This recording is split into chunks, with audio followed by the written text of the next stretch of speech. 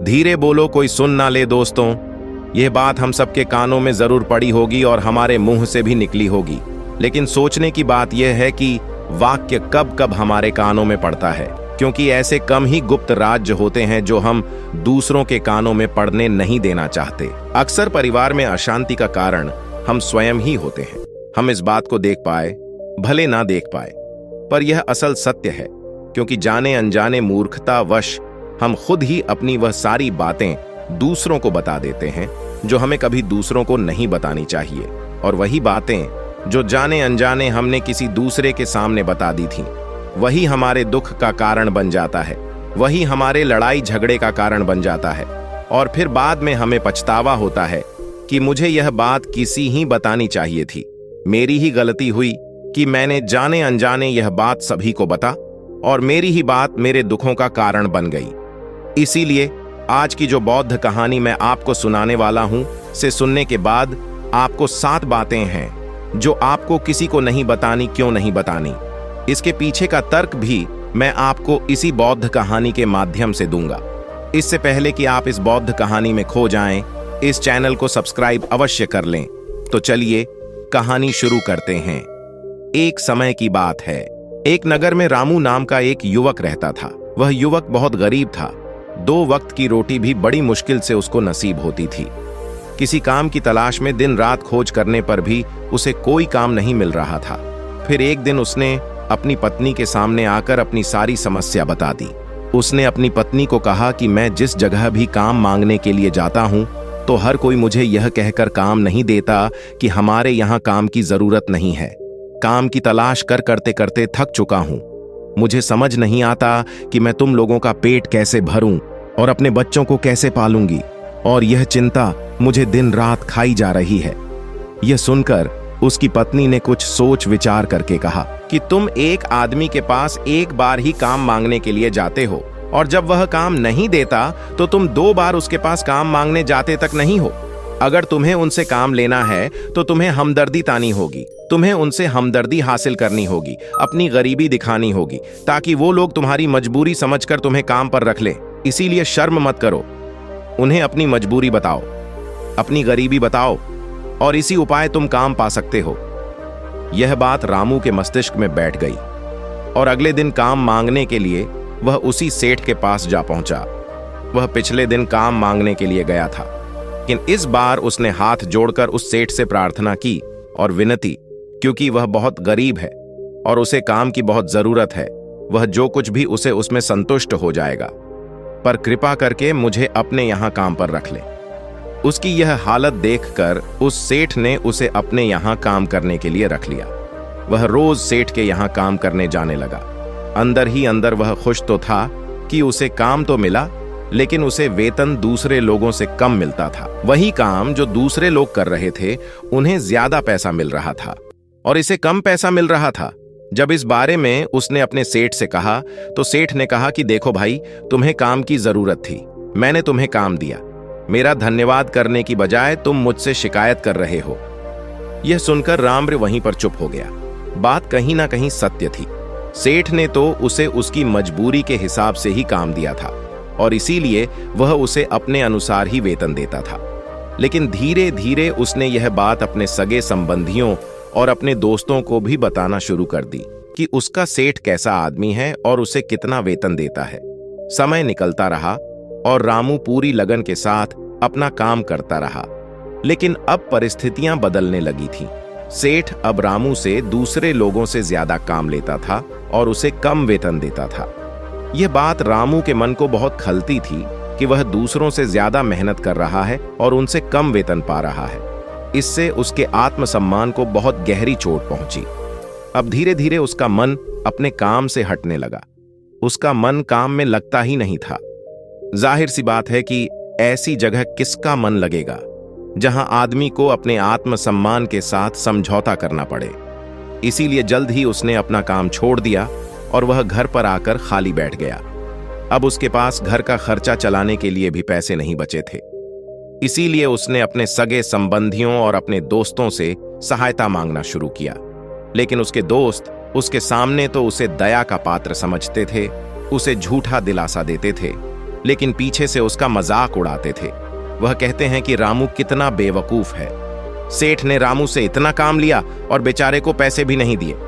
अरे हम इसको पैसे दे दें तो ये कल हमारा भी पैसा वापस कर पाएगा, इसके ऐसे हालात हैं, काम तो इसके पास कुछ है नहीं, पैसा कहां से लाकर देगा।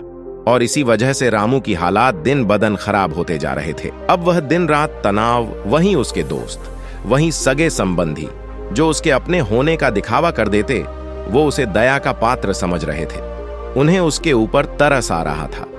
सब लोग आकर उसे ज्ञान बहुत देते थे, लेकिन कोई सहायता नहीं करता था। और अक्सर ऐसा ही होता, ज्ञान देने वाले तो बहुत मिल जाते हैं, लेकिन मदद करने वाले हाथ पकड़कर, उंगली पकड़कर आगे चलाने वाले कितने लोग मिलते हैं। एक दिन रामू को पता चला कि पड़ोस के गांव में एक बौद्ध भिक्षु आया हुआ है जो बहुत ही ज्ञानी है। रामू इतनी परेशानी में था कि उसे कोई रास्ता नजर ही नहीं आ रहा था। इसीलिए जाने या अनजाने वह उस बौद्ध भिक्षु के पास पहुंच जाता है। वहां पहुंचकर वह सीधे बौद्ध भिक्षु के पैरों में गिरकर रोने लग जाता है। वह रोते रोते उन्हें अपनी सारी परेशानी बताता है।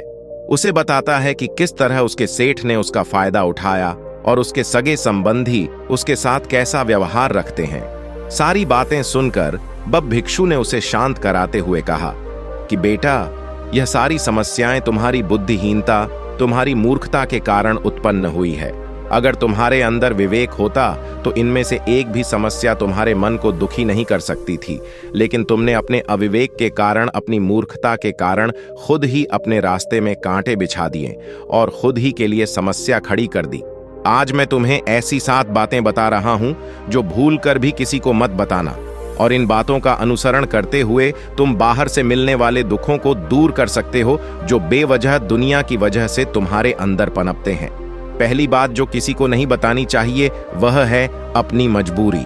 अपनी मजबूरी का दिखावा करके, दूसरों का दया पात्र बन के उनकी सहायता लेने की गलती कभी मत करना। हो सकता है कि आज वह तुम्हारी मजबूरी देखकर तुम्हारी सहायता कर दें, लेकिन कल वह तुम्हारा फायदा उठाने से भी नहीं चुके।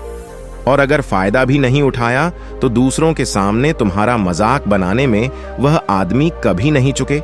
इसीलिए कभी भी अपनी मजबूरी का दिखावा मत करो और अपने दुख सुख किसी को मत बताओ। अगर घर में 2 सूखी रोटी है तो वही खाकर सो जाओ, लेकिन दूसरों को इसके बारे में मत बताओ। जरा आप खुद सोचो कि मजबूरी बताने का क्या मतलब होता है। एक इंसान का या तो वह दूसरों से सहानुभूति हासिल करना चाहता है या उनसे कोई आर्थिक मदद चाहता है, लेकिन अगर दोनों ही परिस्थितियां आप देखें तो दूसरा आदमी आपका फायदा उठाने से नहीं चूके, और अगर वह फायदा नहीं भी उठाएगा तो अपनी नजर में तो वह आपको मूर्ख ही समझेगा, बेवकूफ समझेगा और दूसरों के सामने आपका मजाक तो जरूर बनाएगा। इसीलिए अपनी मजबूरी के बारे में कभी किसी मत बताना। दूसरी बात जो किसी को नहीं बतानी चाहिए वह है अपने घर की बातें। जो भी हमारे घर के अंदर आपस में बातचीत होती है, हमारे माँ बाप के साथ, हमारे बच्चों के साथ, हमारी पत्नी के साथ, वह बातें परिवार तक ही सीमित रहनी चाहिए। अगर आप इन बातों का दूसरों के सामने ढिंढोरा पीटते हो तो दूसरों को आपके घर में घुसने का एक मौका मिल जाता है और वह इसका फायदा उठाने से कभी नहीं चकें। वह आपके परिवार के सदस्यों को आपसे दूर ले जाने की कोशिश करेंगे। अक्सर ऐसा होता है, हम समाज में देखते हैं कि हम अपने घर के झगड़ों को कम करने के लिए उन झगड़ों को अपने पड़ोसियों और दूसरे सगे संबंधियों को बता देते हैं, लेकिन इससे आपको सहायता कभी नहीं मिली होगी, बल्कि आपके घर के लड़ाई झगड़े और ज्यादा बढ़ गए होंगे और वह जाहिर है वह लड़ाई झगड़े बढ़ेंगे। अगर आप अपने माँ बाप की बात दूसरों को बताएंगे तो आपके माँ बाप को बुरा लगेगा ही कि हमारा बेटा हमसे बताए बगैर दूसरों को यह बातें बता रहा है। इसीलिए अपने घर की बातें और अपने घर के लड़ाई झगड़े किसी के सामने मत बताना। तीसरी बात मैं आपको बताने जा रहा हूं जो किसी को नहीं बतानी चाहिए। वह सुनने पर बहुत अजीब लग सकती है, लेकिन उसका सत्य भी मैं आपको एक तर्क के माध्यम से दूंगा। मैं कहता हूं कि अपनी आमदनी किसी को मत बताना। अब अपनी आमदनी ना बताने के पीछे क्या मतलब हो सकता है? जरा सोचिए कि आप अपनी आमदनी अपने दोस्तों को बता देते हैं तो जब आपके दोस्तों को जरूरत पड़ेगी तो वह सिर्फ आपको ही याद करेंगे, क्योंकि उनको पता है कि अगर आपकी आमदनी ज्यादा अच्छी है तो आप भी उनकी मदद कर सकते हैं और इसीलिए ज्यादा लोग आपसे सहायता मांगेंगे, और जब आप उनकी सहायता नहीं करेंगे तो वह सोचेंगे कि इस आदमी के पास पैसे हैं, मेरी सहायता कर सकता है, लेकिन यह सहायता कर नहीं रहा है। और इसीलिए आपकी आमदनी आप दोनों दोस्तों के बीच एक झगड़े का कारण हो सकती है। कम आमदनी होगी तो लोग मजाक उड़ाएंगे, और ज्यादा होगी तो सहायता मांगेंगे। तो अपनी आमदनी दूसरों को बताने का कोई मतलब नहीं है। चौथी बात जो किसी को भी नहीं बतानी चाहिए वह है अपनी अतीत की गलतियां और भविष्य की रणनीतियां। जरा सोचो कि अगर हम अपने अतीत की गलतियां किसी दूसरे को बताते हैं तो उसका क्या प्रभाव होगा। वह गलतियां सुधरी तो नहीं की जा सकती, जाहिर है, तो उन्हें बताने का क्या मतलब रह जाता है। आप अपने अंधेरे पक्ष को खुद दुनिया के सामने बता रहे हो, खुद अपनी गलतियां दूसरों के सामने बता रहे हो। इससे उस आदमी की नजर में आपका एक चरित्र गठित हो जाएगा और वह भविष्य में हमेशा आपको उसी नजरिए से देखेगा। इसीलिए किसी भी आदमी की नजर में अपना चरित्र गठित मत होने दो, और जरा सोचो कि आप व्यर्थ में ही अपने भविष्य की रणनीतियां दूसरों के सामने बता रहे हो। जो लोग आपके काम का हिस्सा ही नहीं है, उनके सामने अपनी भविष्य की रणनीतियां बताने का क्या फायदा। वो लोग आपकी सहायता तो नहीं करेंगे, लेकिन आपकी भविष्य की रणनीतियों में समस्या जरूर बन सकते हैं। आप खुद अपने विवेक का इस्तेमाल करिए और सोचिए कि आपके साथ भी ऐसा हुआ है कि आपने अपनी भविष्य की रणनीति किसी को बताई हो और वह कामयाब ही ना हुई हो। जरूर हुआ होगा। जरा गौर से सोचिए। पांचवी बात जो मैं आपको बताने वाला हूं उसे अच्छे से समझ लेना और गांठ बांध लेना, और किसी को यह बात मत बताना। अपनी कमजोरियां और अपनी ताकत, अक्सर इंसान को पता नहीं होता है कि उसकी कमजोरी या उसकी ताकत क्या है। लेकिन अगर आपको अपनी कमजोरी और अपनी ताकत पता है तो पहली बात तो आप बहुत ही बुद्धिमान आदमी हैं, और दूसरी बात कि आपको यह बातें किसी से साझा नहीं करनी है, क्योंकि अगर आपकी कमजोरियां दूसरों को पता चल गई तो वह आपकी कमजोरियों का फायदा उठाएंगे, और अगर आपकी ताकत पता चल गई तो वही ताकत आपकी कमजोरी बन जाएगी, क्योंकि वह ताकत दूसरे आदमी को पता है और वह ताकत की वजह भी ढूंढ ही लेगा। अपनी कमजोरी और अपनी ताकत अपनी पत्नी या अपने पति को भी नहीं बतानी चाहिए, क्योंकि इसके बाद आपको घर में उनसे हमेशा दब के रहना पड़ेगा। छठी बात बताना चाहता हूं कि जब तुम दान करते हो तो दान के बारे में भी किसी को मत बताना, नहीं तो दान करना व्यर्थ हो जाता है, बेकार हो जाता है। जब आप अपने दान का ढंडोरा पीटते हो तो आप यह बता रहे हो कि मैं कितना बड़ा दानी पुरुष हूं, और यह आपके अंदर एक अहंकार निर्मित करेगा। इसीलिए दान जितना ही गुप्त रूप से किया जाए उतना अच्छा होता है, उतना ही फलदायी होता है। जब आपका बायां हाथ दान कर रहा हो तो दाएं हाथ को बिना पता चले कि बायां हाथ दान कर रहा है। अब मैं सातवीं और आखिरी बात जो किसी को नहीं बतानी चाहिए वह है अपने मित्र और अपने शत्रु।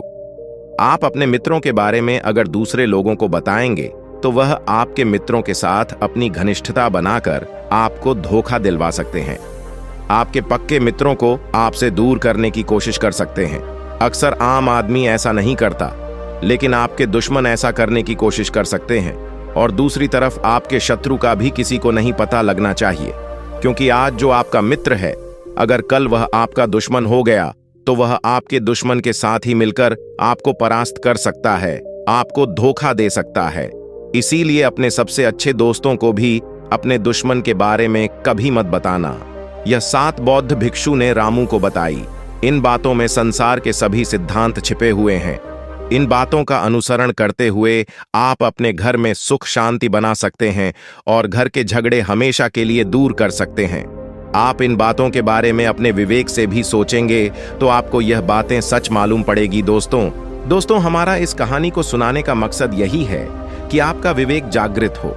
आप खुद उन बातों के बारे में सोचें जो हम आपको बता रहे हैं।